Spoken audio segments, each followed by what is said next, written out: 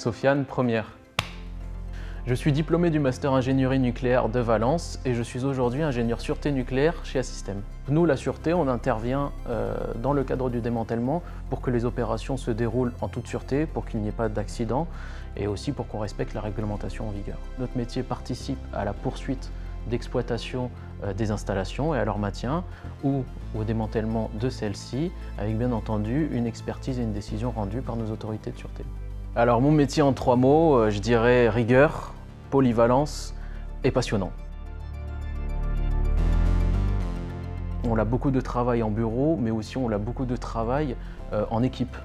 Donc on est amené à échanger très souvent, donc on a besoin d'une bonne communication, d'avoir aussi un bon relationnel dans le métier. Et bien sûr, on a aussi une phase où on va passer du temps en installation, on va faire des visites et des surveillances et vérifier que nos exigences sont bien appliquées sur le terrain. Je suis un ingénieur sûreté chez un prestataire de services. Ce qui est intéressant, c'est qu'on peut travailler chez tous les grands donneurs d'ordre.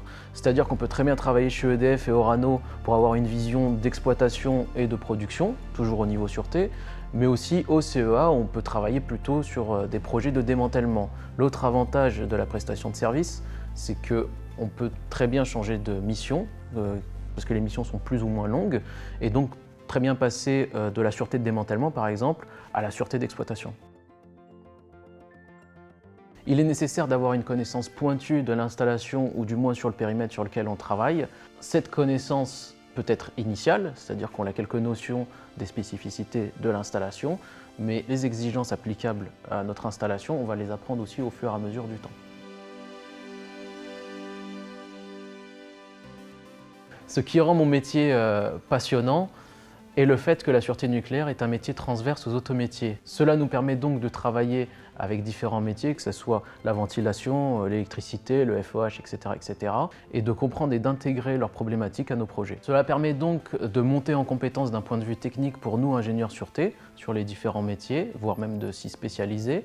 Et ça permet à nous, ingénieurs sûreté, de communiquer et de sensibiliser les différents corps de métier à la sûreté nucléaire. Les qualités essentielles pour être ingénieur sûreté, pour moi bien entendu, sont la rigueur, la communication, l'adaptation et aussi un bon relationnel pour pouvoir s'intégrer facilement et rapidement aux équipes.